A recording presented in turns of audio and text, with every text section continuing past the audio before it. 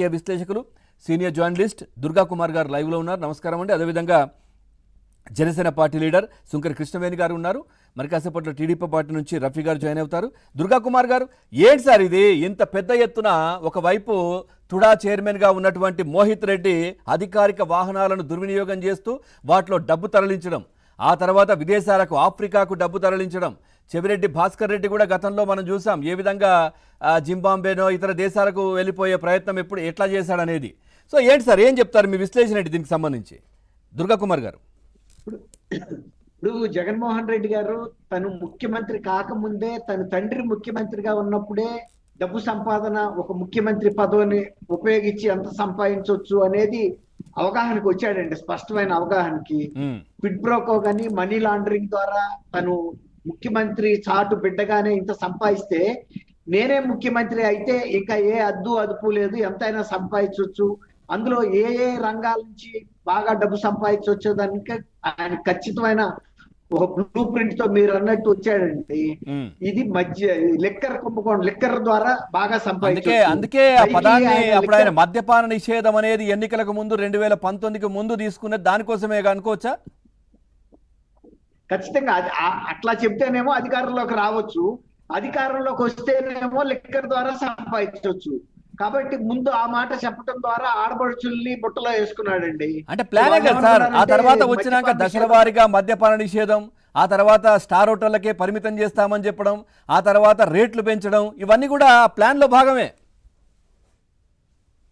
ఇప్పుడు కొబ్బరి చెట్టు ఎందుకు ఎక్కేవరా అంటే దూడ మేతకు అన్నట్టు ఆయన మద్యపాన నిషేధం పెట్టకుండా రేట్లు పెంచితే తాగుడు తగ్గిస్తారని చెప్పిన కారణం అది ఆయనకి తెలుసు. తాగుడు తగ్గదు, ఇన్కమ్ పెరుగుతుంది అని. ఆ ఇన్కమ్ కూడా ప్రభుత్వానికి వెళ్లకుండా పూర్తిగా సంపూర్ణంగా అసలు పాత విధానాన్ని సమూలంగా మార్చేసి తనకి అనుకూలంగా ఉండే విధంగా కేవలం నగదు చలామణితోనే, తర్వాత వీళ్ళకి ఇష్టం వచ్చిన బ్రాండ్లు, వీళ్ళు తయారు చేసిన బ్రాండ్లు, వీళ్ళకి ఎక్కువ మార్జిన్ ఉండే బ్రాండ్లే ఇంట్రడ్యూస్ చేసి అంతకుముందు దేశవ్యాప్తంగా ఉండే ఇండియన్ మేడ్ ఫారిన్ లిక్కర్స్ బ్రాండ్లు ఏవైతే ఉన్నాయో ఒక్క ఆంధ్రప్రదేశ్ లో తప్ప ఇండియా అంతా దొరికినాయి. ఆంధ్రప్రదేశ్ లో మాత్రం జగన్మోహన్ రెడ్డి ప్రోత్సహించిన నిర్వహిస్తున్న డిస్టిలరీస్, వాళ్ళ అనుయాయులు నిర్వహిస్తున్న డిస్టిలరీస్ లో వీళ్ళు ప్రవేశపెట్టిన కొత్త బ్రాండ్లు అవి ఏ విధమైన స్టాండర్డ్స్ లేవు. మీరు ఇంతకుముందు అన్నారు కొన్ని వేల మంది చనిపోయినా కూడా వీళ్ళు కొన్ని వేల కోట్ల రూపాయలు సంపాదించి వాటిని విదేశాల్లో కూడా ఎట్లా పెట్టుబడి పెట్టాలనేది కూడా, అంటే ఆ సంపాదించిన డబ్బును కూడా ఖాళీగా ఉంచకూడదు. ఎక్కడ లాభాలు ఎక్కువ వస్తాయి, ఇప్పుడు ఆఫ్రికాలో మైనింగ్ లో పెడితే వస్తాయా, ఫుడ్ ప్రాసెసింగ్ లో పెడితే వస్తాయా, స్టీల్ ఇండస్ట్రీలో పెడితే వస్తాయా, అట్లా ఎక్కడెక్కడ దుబాయ్ లో ఏ ఇండస్ట్రీలో పెట్టాలి, తర్వాత ఇండియాలో ఉంటే గోల్డ్ కొనటం ద్వారా రేట్లు పెరుగుతాయి, అంటే వాళ్ళ ఎసెట్ వాల్యూ పెరుగుతుంది, రియల్ ఎస్టేట్ లో పెడితే పెరుగుతుంది. ఈ విధంగా ఎక్కడెక్కడ లాభసాటి వ్యాపారాలు ఉన్నాయో అన్నిటినీ పట్టుకున్నారండి డబ్బు పంపటానికి. ఇప్పుడు తర్వాత ఇంకోటి ఏంటంటే 24లో ఎన్నికలకు కూడా ఈ డబ్బుని పూర్తిగా ఉపయోగించుకుని ఇంకొక 5 సంవత్సరాలు కూడా అధికారంలోకి రావచ్చు. అందుకే ఆయన 175కి 175 సీట్లు గెలుస్తానని జగన్మోహన్ రెడ్డి గారు ప్రకటించిన ధైర్యం ఏంటంటే, మనకి లిక్కర్ డబ్బులు గోదాముల్లో మూలుగుతున్నాయి, ఆ డబ్బులు ఇంకొకసారి విరజిమ్మితే, కొంత పూర్తిగా కూడా అక్కర్లా, సగం విరజిమ్మినా కూడా మళ్ళీ అధికారంలోకి వస్తాను, ఇంకొక 5 సంవత్సరాల పాటు సంపాదించుకునే మార్గం సుగమం అవుతుందనే ఉద్దేశం మీద, ఆ ధైర్యం మీద ఆ ప్రకటన చేశాడండి. ఇంతవరకు నేను కనీసం 79 నుంచి జర్నలిజం లో ఉండా అంటే అన్ని సీట్లు గెలుస్తా అని ఏనాడు ఏ ముఖ్యమంత్రి కానీ ఏ ప్రధానమంత్రి కానీ అంత కాన్ఫిడెంట్ గా ప్రకటించలేదండి. ప్రపంచ చరిత్రలోనే లేదు సార్, దేశమే కాదు ప్రపంచ చరిత్రలోనే అట్లాంటి ఎవరు కామెంట్ చేయరు, మాట్లాడరు. అదే అన్న, అట్లాంటి ఇది డబ్బు అహం.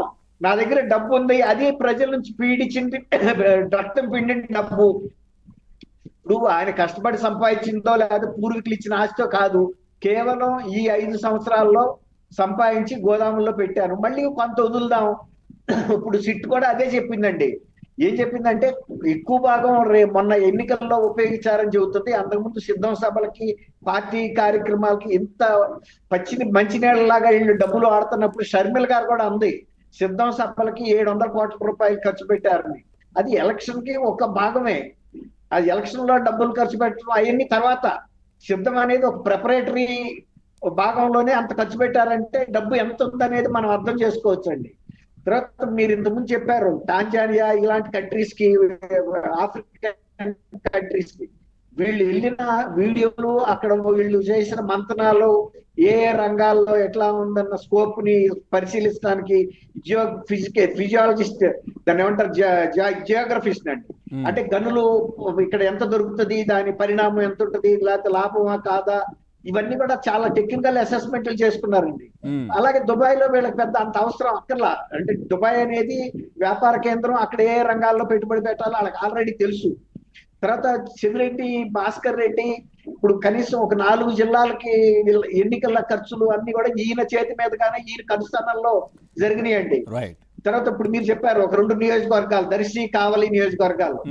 అవే కాదు, అవి కాకుండా కూడా జరిగినాయి. రెండోది, ఈయన ఈ డబ్బుల్ని ఛానలైజ్ చేసుకోవడానికి గతంలో జగన్మోహన్ రెడ్డి గారు suit case, brief case company లాగా ఈయన కూడా ఒక 8 బినామీ కంపెనీలు ఫ్లోట్ చేశాడు. ఒక 16 మంది బంధువుల్ని, అనుయాయుల్ని బినామీలుగా పెట్టుకుని ఎసెట్స్ పెట్టుకున్నట్టు ఈ రైట్స్ లో వాళ్ళకి ఇన్ఫర్మేషన్ దొరికిందండి, క్లూస్ దొరికినాయి. అంతే కదా, మంచి నేర్చుకోరు కదా సార్. చెడు ఇప్పుడు ఏ విధంగా గతంలో ఆయన చేశాడో అది ఈజీగా నేర్చుకుంటున్నారు, వాళ్ళు కూడా అదే ఆచరిస్తున్నారు. ఈ షెల్ కంపెనీలు జగన్మోహన్ రెడ్డి గారు ఒకసారి ఢిల్లీలో ఒక ధర్నా కార్యక్రమం పెడితే ఈయన 2 ప్రత్యేక రైళ్లు కూడా పంపించాడు, మీకు గుర్తుందో లేదో, సొంత ఖర్చుతో.